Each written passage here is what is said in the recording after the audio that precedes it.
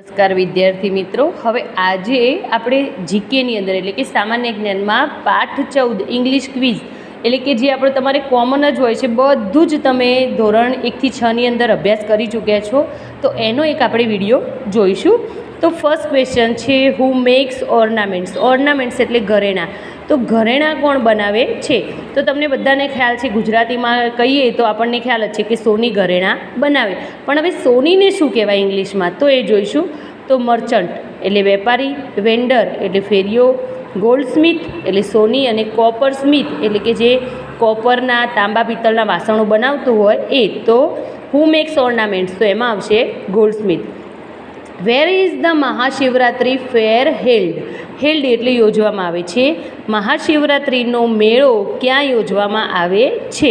તો મહાશિવરાત્રિનો મેળો યોજવામાં આવે છે જૂનાગઢ. તો ઓપ્શન આપેલા છે આપણે જૂનાગઢ, વૌઠા, માધવપુર અને સુરત. તો આપણો ઓપ્શન આવશે જૂનાગઢ.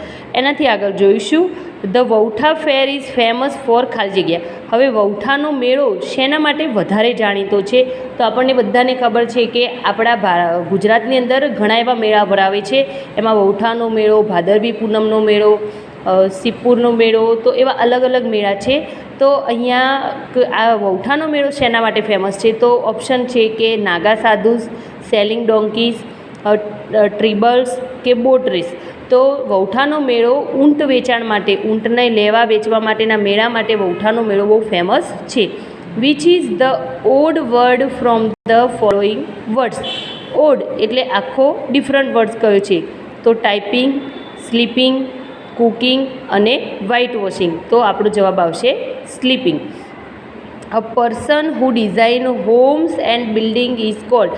કે એવો વ્યક્તિ જે આપણા ઘરોને ડિઝાઇન એટલે કે ડિઝાઇન કરી આલતો હોય, એને બાંધી આપતો હોય, એને શું કહેવામાં આવે? કે સારી એવી ડિઝાઇન ઘર બાંધવું હોય તો સારી એવી ડિઝાઇન કરવી હોય તો આપણે શેને કોને પસંદ કરીએ છીએ? તો આર્કિટેક્ટ, મેસન, ઇન્ડસ્ટ્રીયલ કે જર્નાલિસ્ટ.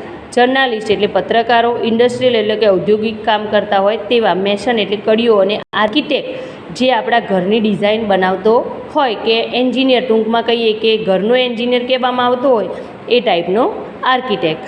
તો એનો જવાબ આવશે આર્કિટેક્ટ. 6th ક્વેશ્ચન છે, what do we celebrate on 15 August. 15મી ઓગસ્ટના દિવસે આપણે કયા દિવસ તરીકે ઉજવીએ છીએ? Republic Day, army day, navy day કે ઇન્ડિપેન્ડન્સ ડે. તો આપણો જવાબ આવશે ઇન્ડિપેન્ડન્સ ડે, કે આપણે સ્વાતંત્ર્ય દિન કહેવામાં આવે છે. Which word mean animals. એનિમલ્સને બીજા કયા નામે ઓળખવામાં આવે છે? તો બર્ડ્સ એટલે પક્ષીઓ, બીટ્સ એટલે પાળેલા, બેટ્સ અને ઇન્સેક્ટ તો bats. A long thin piece of leather attached to a handle is a ખાલી જગ્યા. તો પોલ, વીપ, સ્ટીક કે હન્ટર. તો પોલ એટલે થાંભલો, વીપ સ્ટીક લાકડી, અને હન્ટર એટલે શિકારી. તો એનો મિનિંગ થશે વીપ.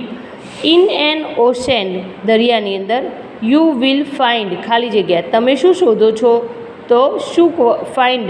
તો શિપ્સ.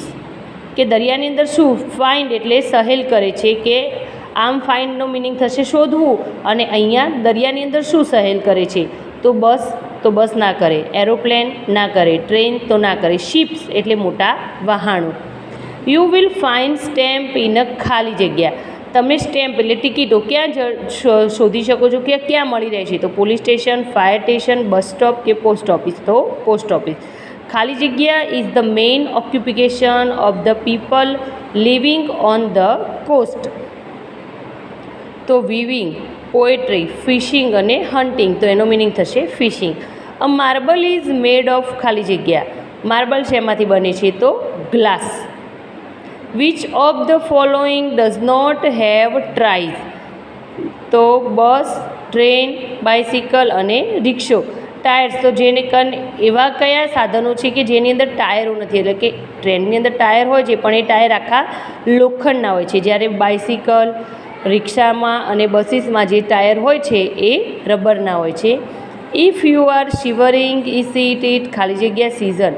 તો શિવરિંગ એટલે ઠંડીનો અહેસાસ થતો હોય છે. સમર, મોન્સૂન, ઓન્તિયમ કે વિન્ટર. તો એની અંદર આપણને ઠંડીનો અહેસાસ વિન્ટરમાં થાય છે. Large wave in the she is ખાલી જગ્યા. તો મોટા જે દરિયાના મોજા ઉછળતા હોય એ ક્યારે તમને જોવા મળે છે? અર્થક્વેક તો ભૂકંપમાં, ફેમાઇન, સુનામી કે ફ્લોડ તો સુનામી કે જે આપણે કહીએ છીએ તે.